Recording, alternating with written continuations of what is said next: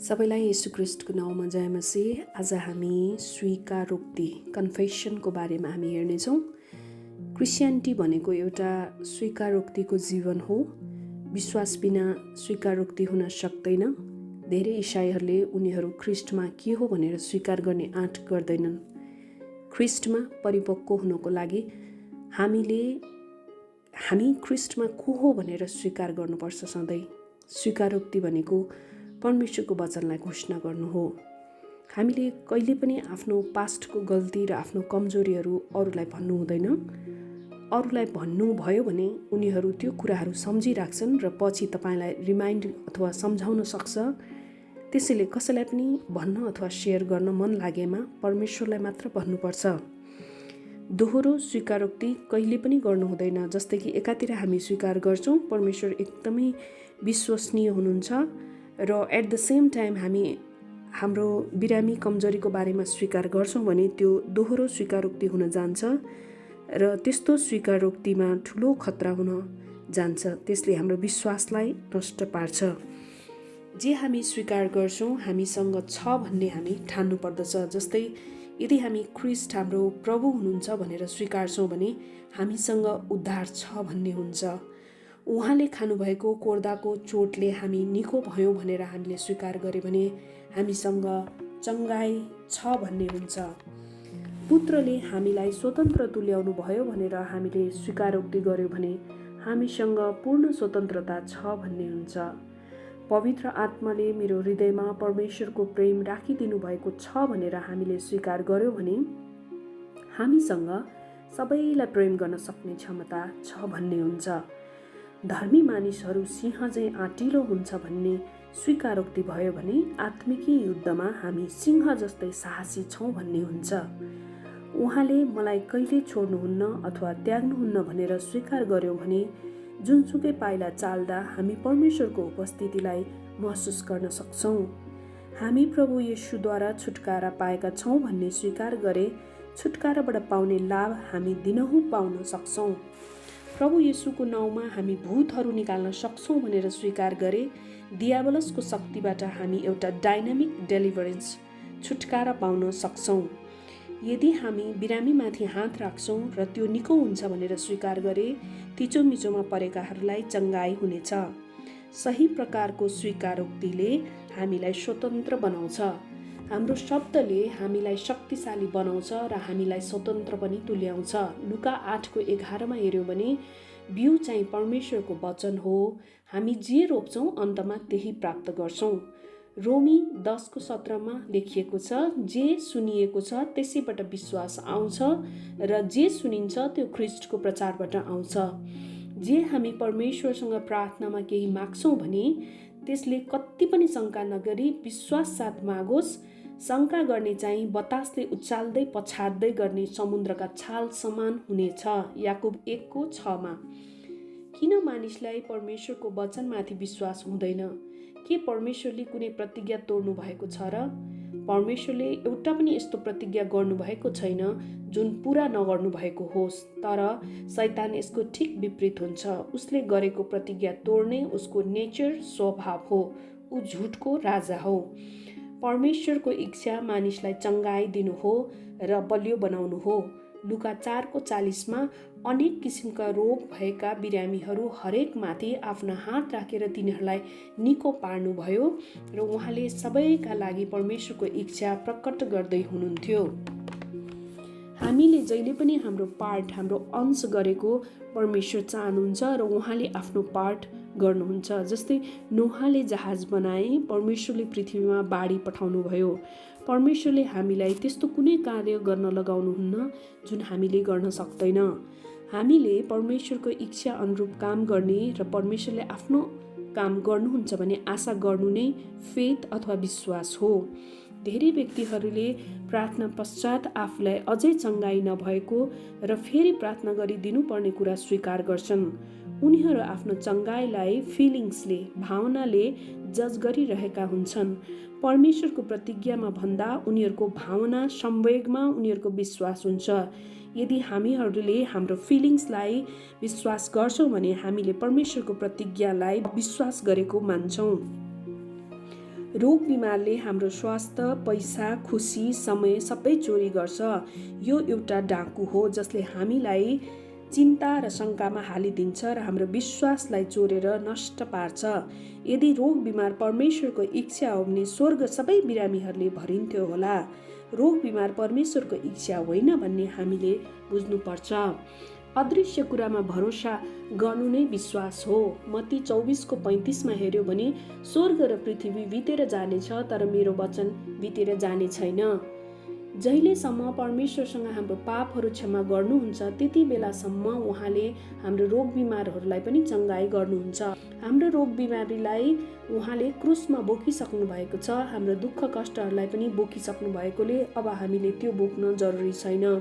प्रस्थान 15:26 हेर्यो भने जुन रोगहरू मैले मिश्रीहरूमाथि ल्याएको थिएँ ती मध्ये एउटै पनि तिमीहरूमाथि आउने छैनन्, किनभने तिमीहरूलाई निको पार्ने म परमप्रभु हुँ। उहाँ बिरामीलाई निको पार्न पनि इच्छुक हुनुहुन्छ र उहाँले निको पार्नुहुनेछ, पहिले पनि र अहिले पनि।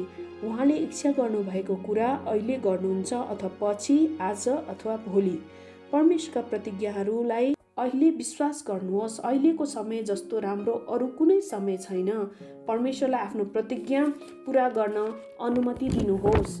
विश्वासले हरेक प्राकृतिक लक्षणहरूलाई व्यवस्था गर्छ जुन परमेश्वरले भन्नुभएको वचनको विपरीत हुन्छ। विश्वास भनेको आफूले देखेको महसुस गरेको कुरामा भन्दा बाहिर निस्केर परमेश्वरको वचनलाई भरोसा राख्नु हो। जसरी आमा बुवा र शिक्षकले आफ्नो बच्चाहरूलाई आज्ञाकारिता सिकाउँछ तर रोग बिमारी दिँदैन, त्यसरी नै आफ्नो छोराछोरीलाई परमेश्वरले रोग बिमार दिनुहुन्न। परमेश्वरले आफ्नो वचनमा कतै पनि भन्नुभएको छैन प्रभुले जसलाई माया गर्नुहुन्छ उसले उनीहरूलाई बिरामी बनाउँछ रोगबाट सङ्क्रमित भएर। शैतानले हामीलाई बिरामी दिन्छ र त्यसले हामीलाई सोच्न लगाउँछ कि यो परमेश्वरबाट आएको हो। हामीले जहिले पनि व्यक्तिगत रूपमा परमेश्वरको बारेमा जे थाहा छ त्यो साक्षी दिनुपर्छ। जब हामीलाई थाहा छ परमेश्वर को हो, उहाँले हाम्रो लागि के गर्नुहुन्छ, मेरो जिम्मेवारी अब के हो, दिनौको जीवनमा हामी कसरी रमाट गर्नुपर्छ, अनि यो सबै कुरा हामी परमेश्वरको वचनबाट जान्दछौँ। उहाँले हामीलाई विजय, भिक्टोरियस, विनर र कन्क्वेरर बनाउनु भएको कुरा उहाँको वचन र प्रतिज्ञाबाट थाहा हुन्छ र यो थाहा भएपछि हामीलाई कुनै कुराले रोक्न सक्दैन। शैतानलाई परमेश्वरले पराजित गरिसक्नुभयो र उसको पराजय अनन्तसम्मको लागि हो। यो वास्तविकताले हाम्रो छुटकारालाई, रिडिम्सनलाई आशिषमय र वास्तविक बनाउँदछ। हामी ईसाई भएर पनि वचन थाहा भएन भने हामी लामो अवधिसम्म पीडा र कष्टमा हुन सक्छौँ। हरेक विपरीत परिस्थितिमा पनि यदि हामीमा विश्वास छ भने परमेश्वरले आफ्नो वचन पूरा गर्नुहुन्छ। मुक्तिको बारेमा थाहा नहुन्जेल हामी दास जस्तै थियौँ, तर अब हामीलाई थाहा छ कि हाम्रो मुक्तिको घोषणा 2000 वर्ष अगाडि भइसक्यो। यसकारण अब हामी आत्मिकी युद्धमा छौँ। येशू ख्रीष्ट हाम्रो हाई प्रिस्ट हुनुहुन्छ, प्रधान पुजारी। उहाँ स्वर्गमा सेवाकाई गर्दै हुनुहुन्छ। उहाँ हाम्रो तर्फबाट प्रधान पुजारीको रूपमा तब मात्रै काम गर्नुहुन्छ जब हामी मुखले उहाँको वचन घोषणा गर्छौँ। सही स्वीकारोक्तिले हामी शैतानका हातहरू बाँध्छौँ र हामी येशूका हातहरू खोल्छौँ।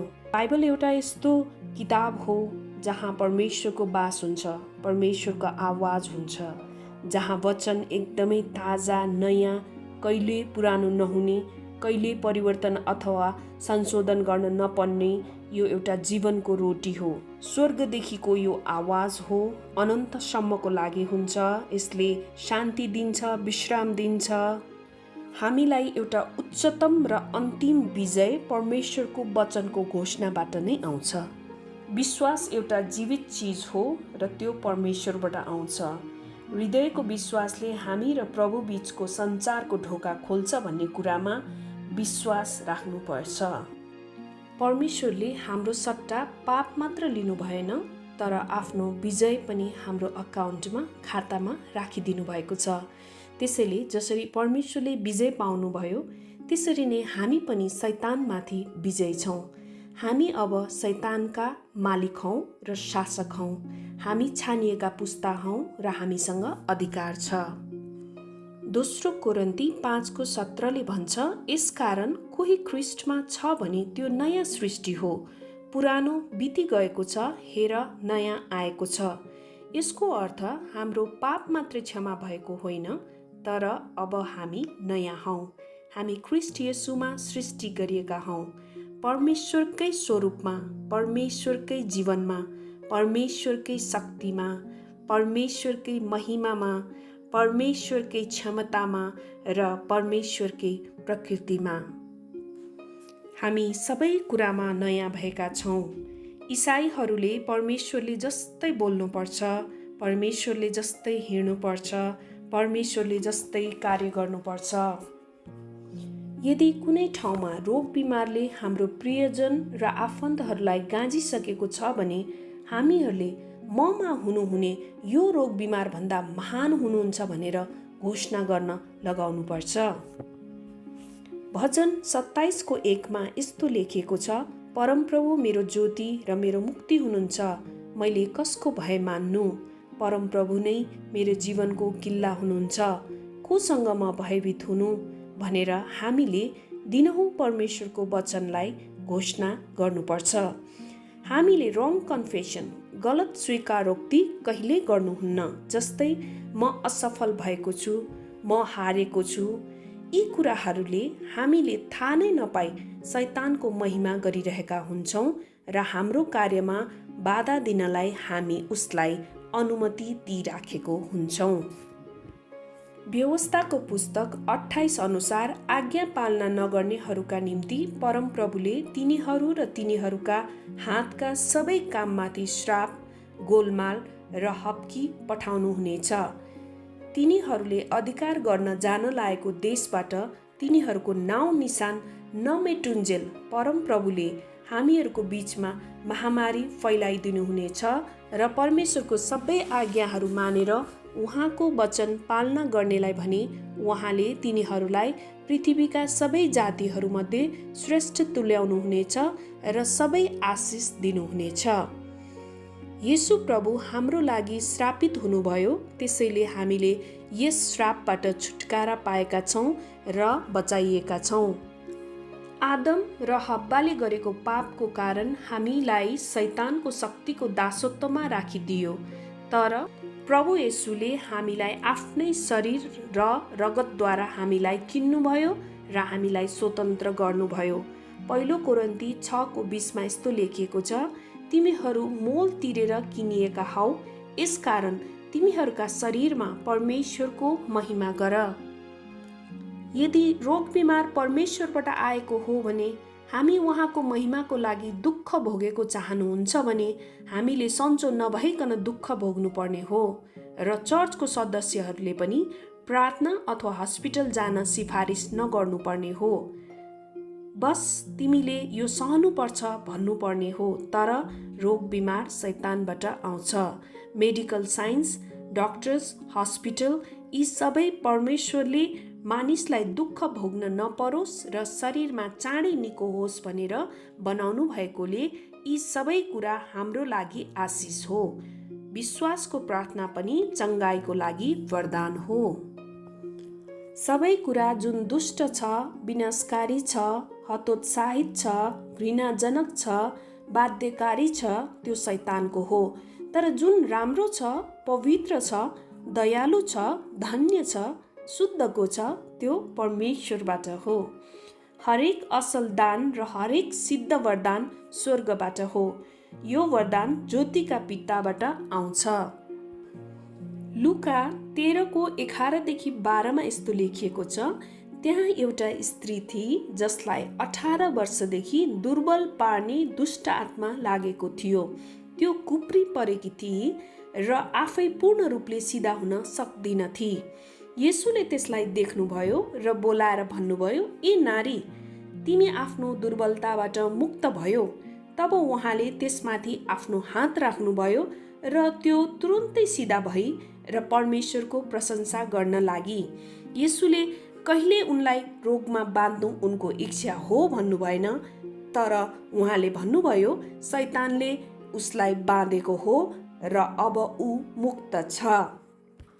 हामीले परमेश्वरको वचन पढ्नुपर्छ, परमेश्वरको वचन मात्रै बोल्नुपर्छ, परमेश्वरकै वचन स्वीकार गर्नुपर्छ र त्यसै अनुरूप कार्य गर्नुपर्छ। अनि मात्र वचन हाम्रो जीवनको हिस्सा हुनेछ। मलाई विश्वास छ दिनहुँ तपाईँहरूले परमेश्वरको वचनलाई घोषणा गर्नुहुनेछ र एउटा स्वीकारोक्तिको जीवन जिउनुहुनेछ। जय मसीह, शालोम।